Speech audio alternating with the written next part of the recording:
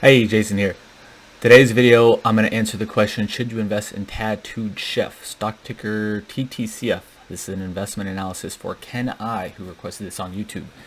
Before I get to that though, I need to let you know you can get this podcast, or this video as a podcast, anywhere in the world for free on all major podcasting platforms, Stitcher, Anchor, SoundCloud, Spotify, iTunes, and more. You can get this as part of the Value Investing in Your Car podcast anywhere in the world for free. If you like this content and all the content, make sure to like, and subscribe and hit the notification bell so you're notified every time we release a new video, and releasing new videos all the time.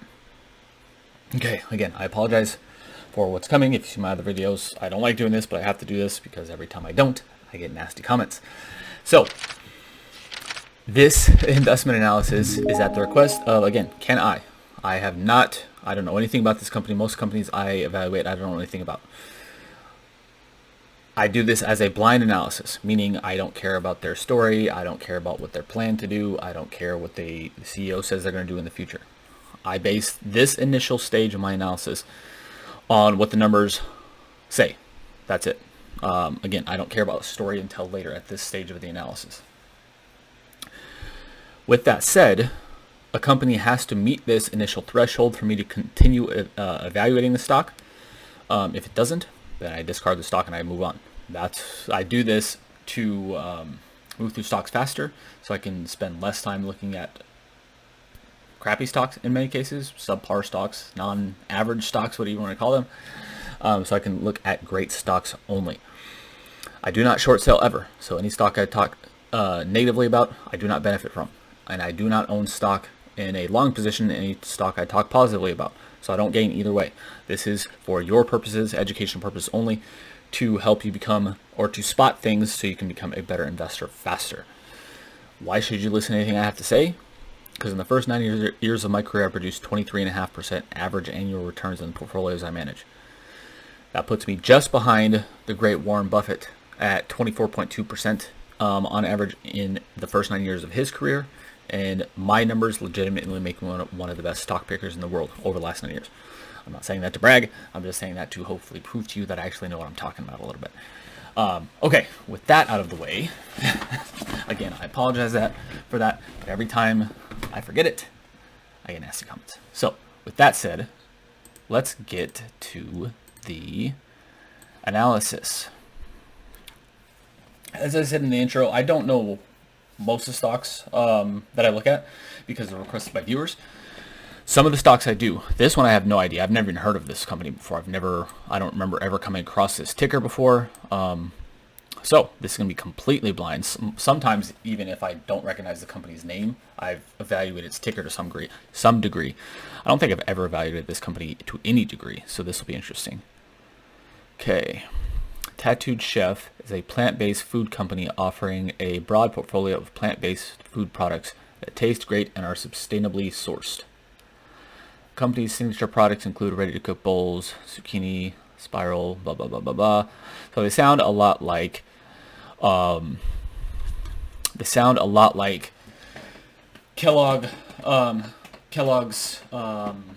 plant-based food company subsidiary Morningstar Farms.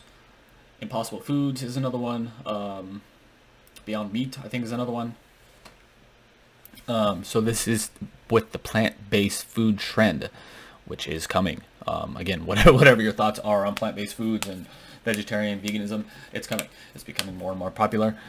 And these things, or these kinds of companies, are in some cases very valuable. In this case, I have a market cap just under $2 billion at $1.7 billion rounded up. This consensus forward PE is a likely sign that they are unprofitable. And this price to sales here is, I don't care about price sales ever, but this is one sign the company is likely overvalued with a price to sales of 10. Okay. So with the plant-based food stuff, I figured this would be a new company, and it is. It's looked like it IPO'd in 2019. And in the last 12 months, its revenue is $168 million. Operating profits are negative, again, as expected, but in 2019, they were positive 7.4%. Now they're negative 13.5%. Why did I say that's expected? I have evaluated Kellogg and its brand Morningstar Farms. So I know, and Beyond Food actually, now I think about it, BYND is the ticker on that. I have evaluated those companies. I've never heard of this company, but I have evaluated those companies, so I know that this industry right now is massively overvalued. Again, it's coming, but things are massively overvalued in this arena right now. So, and they're usually unprofitable as well, which is why I said this is expected. Okay, so operating income is negative. Net income is positive. How does that happen? Net income is the so-called bottom line. So how is it profitable on a net income basis when it's unprofitable on an operating income basis? By issuing shares is one way. Another way could be issuing debt as well, which we'll see in a little bit. But this company's issued shares, issued 41 million shares in the last year alone, more than doubled its share count in the last year, to continue growing. So that is likely how, or that is likely at least one reason. Excuse me, that is one reason for sure, not likely, that is one reason for sure that their net income is higher, because if they issue shares, operating income is operating profits. That's the profits the company produces from its operations. Net income is affected by things like share issuances, debt issuances, tax rates, and stuff like that. So that's how, if they issued a ton of shares, which in this case they did, they more than doubled their share count in the last year. That is how the net income is positive when the operating income is negative. And again, they could have issued debt too, which we'll see in a minute. Free cash flow is negative. Unsurprising. The ROICs are actually really good, and that is a surprise, to be quite frankly honest. ROICs are pretty much non-existent in this arena, because a lot of the capital is based on future growth, because this is, even though it's coming, this is still a relatively new thing with plant-based foods kind of becoming more mainstream.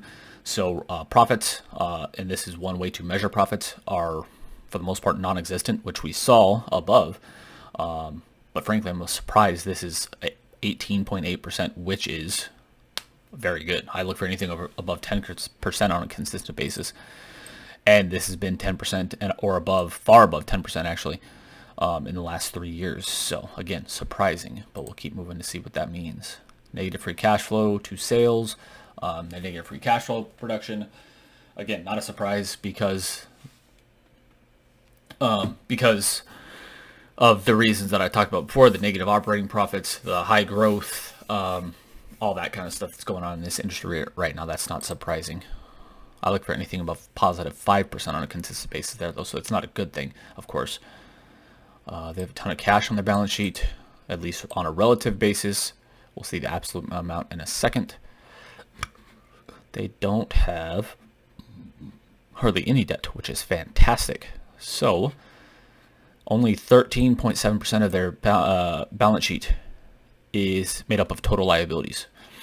That is a massively good thing, because that gives the company more margin of safety. That gives the company more safety in its balance sheet, that it has more cash than debt, has more assets and liabilities. That gives a large margin of safety to potentially, or to this company. This is not a good thing. Okay, as soon as I flip this over to the cash conversion cycle, it's gone up from 52 days rounded up in 2019 to 88 days in the trailing 12-month period. I had a very long conversation with a student about this over the weekend, and we talked for 30, 45 minutes about just the importance of the cash conversion cycle.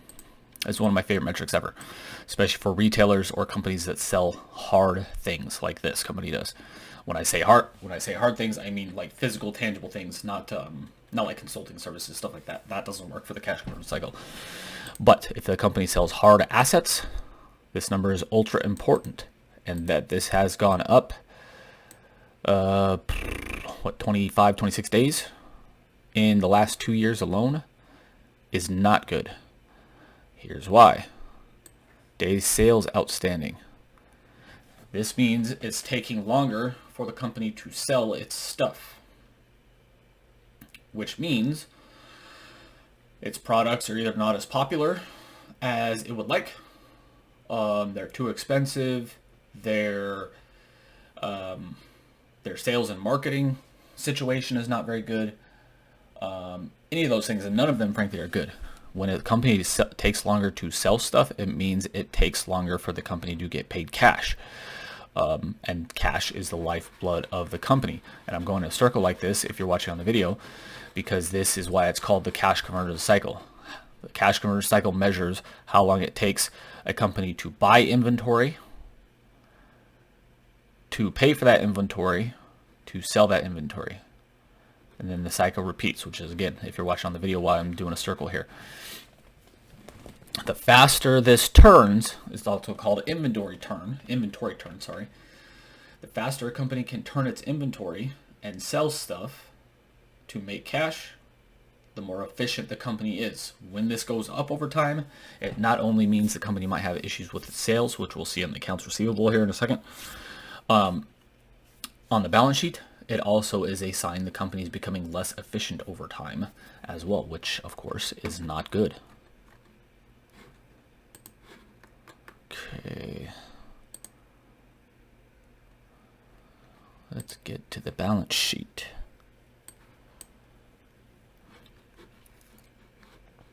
Okay, so these are millions. So the company has $185 million in cash. Again, that's from selling shares most likely. That's very good.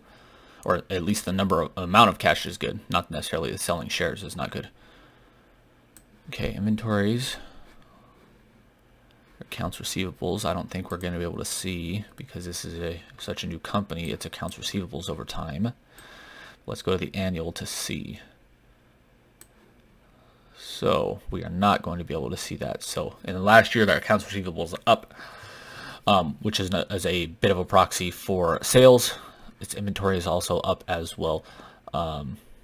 These inventory and accounts receivable or trade receivables on Morningstar, these should go up or down at about the same amount. If they do not, it means the company is having issues, again, selling stuff with inventory issues, getting cash issues, and those could lead to massive red flags. But we can't see that here today, so I'm not going to get into that. Let's go back to the quarterly numbers.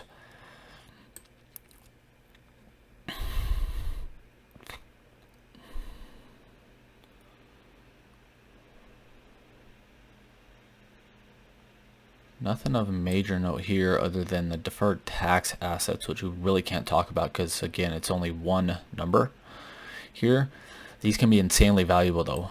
But, again, we can't really get into that right now. This is interesting. Cash restricted or pledged is $207 million. $289 million. No, $207 million, sorry. That is interesting. I would want to know what that is and why. That's a large amount of money. Usually when a company has restricted cash, it's for things like marketing purposes, future plan marketing purposes, not necessarily for like legal agreements, because that's usually a reserve. It could also be things like maybe stock-based compensation, but I'm not sure because they IPO, they probably have some stock-based compensation they have to pay out in the form of options, restricted stock units, stuff like that. But I've never honestly seen that in restricted cash before, so I would want to know what that is.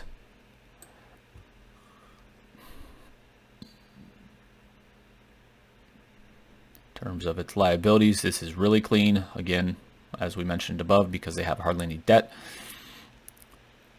Hardly any liabilities, so this is very clean here.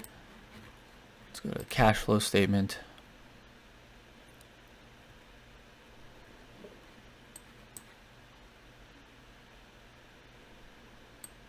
Okay.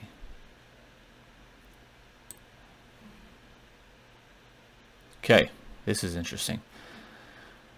So this is taxes, a non-cash adjustment. So this is where their deferred tax assets came in, which actually I didn't think we were going to talk about. Now we're going to talk about them. So this is negative $43.1 million rounded up.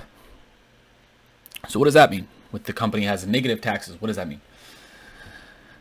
The company was unprofitable is what that means. And let's go back to the balance sheet now so I can talk about these. When a company is unprofitable, where is it? When a company is unprofitable, and I'm struggling to find this. So I'm going to search it. Tax, what was it? Where am I missing this? Taxes payable, deferred. It was deferred taxes, wasn't it?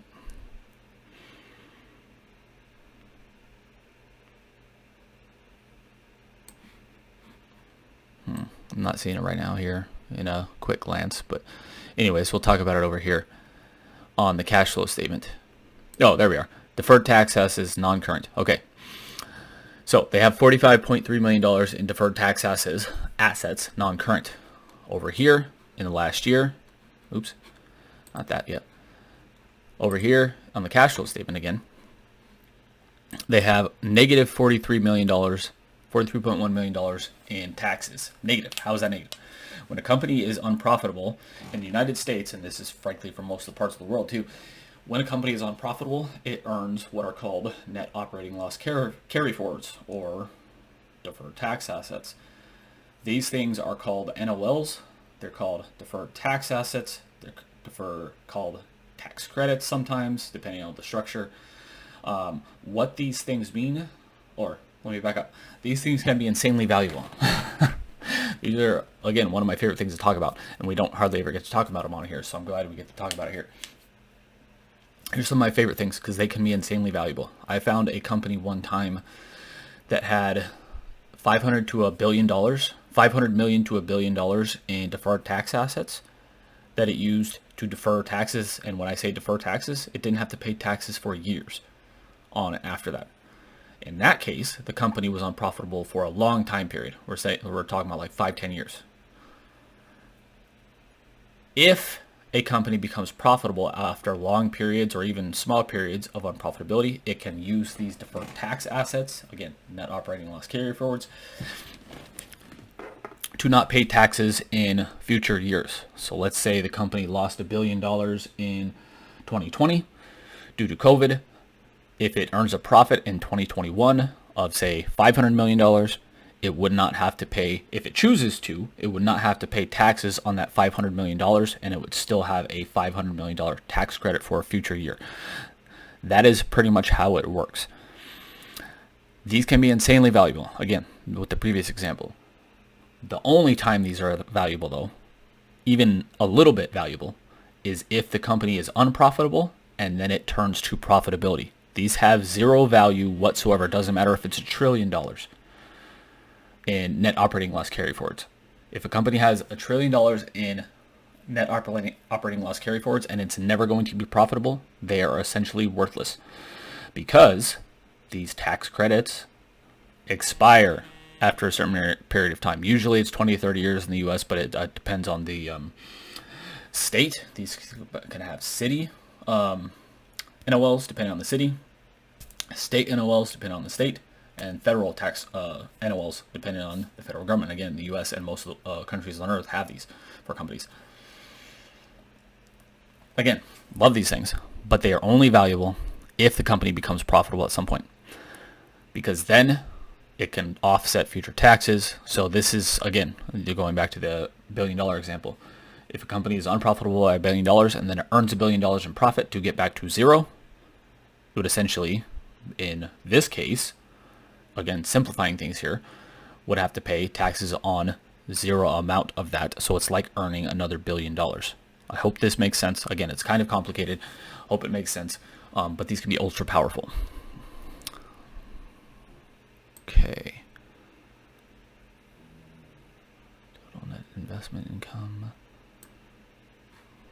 I wonder what this would be. I wonder if it sold an asset or something. It lost $38 million in total net investment income in quarter 4 2020. I wonder what that is. These are adjustments for non-cash items. That varies. That you have to actually go into the financials to figure out what those are.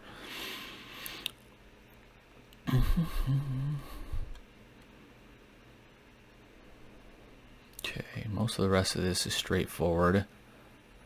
Okay, here's where we get to the cash from issuances of shares. Actually, this is not issuances of shares. This is above. No, that's debt.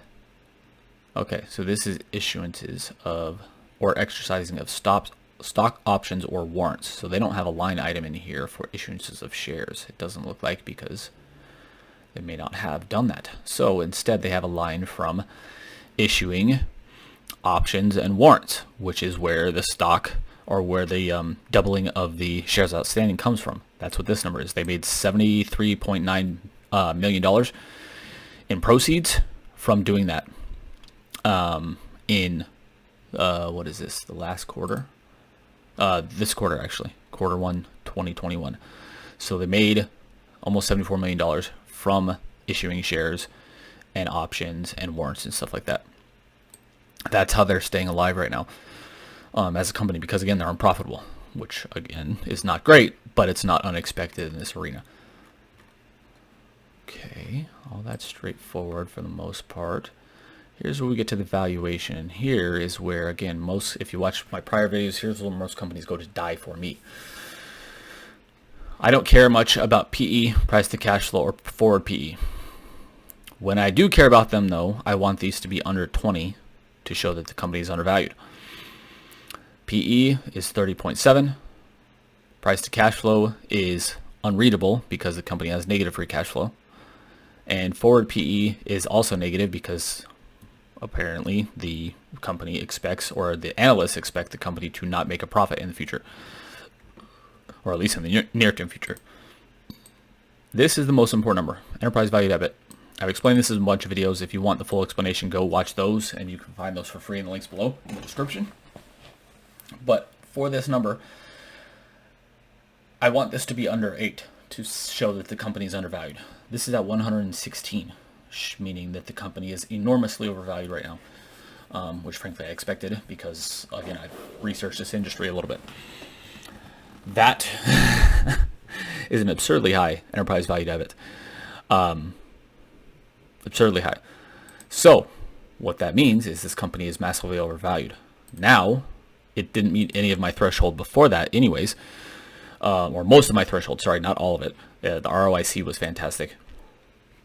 But for the most part, it didn't meet my other thresholds anyways. So I wouldn't have invested anyways, even if it was undervalued. Unless it was massively undervalued. That's a different story. If it was massively undervalued, I would take a deeper look. It's not. So what that means is I would not recommend this company because of its unprofitability, because it's in hyper growth mode. I don't invest in relatively early stage companies because I need profits and cash flow and all that stuff now. Again, I don't care about the story. I don't care what it's doing. I don't care what the CEO says it's doing until later. At this very initial look, a company has to surpass my initial thresholds, or I don't look at it. This company does not surpass my thresholds in terms of operating profits, free cash flows. The share issuances is a red flag, and the overvaluation. Because of these things, I would not recommend it for me and my investors. There's no way I could invest in this company right now. You might have different criteria that this fits in, and that's fine. Frankly, again, I don't profit from this if I talk negative about a company. I don't profit if I talk positively about a company here, because I don't share any of that stuff with any stocks I own with you guys. So if my case, and I've said this in several comments and several other videos, I hope I'm wrong. I hope I'm wrong in your case, if you own this stock. So, and I mean that truthfully. I'm not saying that in a sarcastic way anyways. Again, I don't benefit from this either way because I don't own stock in this and I don't short sell. So I hope I'm wrong for your sake and the other shareholders' sake, but for my investors, I could not invest in this company right now. Great case study though. Thanks, Ken I, especially for the ability for us to talk about NOLs. Again, one of my favorite things that I don't think we ever talked about one of these videos. So if you have any questions, let me know in the comments below. If you have any comments, if I didn't explain something well enough, let me know in the comments below so I can help you out. If you want me to research a company for you like this, pretty much every video I've done for the last 3-4 months has been a viewer request. If you want to request that I look at a stock for you, let me know in the comments below. The only companies I will not look at are banks, because I don't evaluate them, insurance companies, because you have to actually dig into their financial reports and their 10Ks to evaluate them properly. And the company has to be generating revenue. I did some videos for some viewers on companies that weren't generating revenue, and they were frankly pretty boring and very short and not useful for the most part, because if the company doesn't have numbers at this stage, I don't care about the story again. So they were very short. So any criteria though, or if it passes those 3 criteria, let me know. I'll look at a stock anywhere in the world for you. If you're listening or if you're watching on YouTube, thank you so much. And make sure to like, love, share, subscribe, and hit the notification bell so you're notified every time we release a new video, because we're releasing new videos all the time. If you're listening on the podcast, again, thank you so much, and do all that same stuff. But we'd also really appreciate a review on the podcast, because the more reviews, views, and listens we get on our content, the more people we can help. If you're wanting more help on becoming a better investor faster, make sure to check out our free resources below in the description. You can get access to our 5 free gifts, which includes, this was the visual preliminary analysis template we just went through. You can get the full worksheet at the link below in the 5 free gifts. You can get that and 4 other free gifts at that link. You can also get a free PDF copy of my book, How to Value Invest. And you can also get a copy of our guide, 7 tips to picking great stocks and 3 times you must sell. You can get all 3 of those for free at the links below. And if you're looking for more specific help from me on how to become a better investor faster, sorry, I just hit the mic. Make sure to also check out information on our masterclass below this as well. But until next time, have a great day. Talk soon.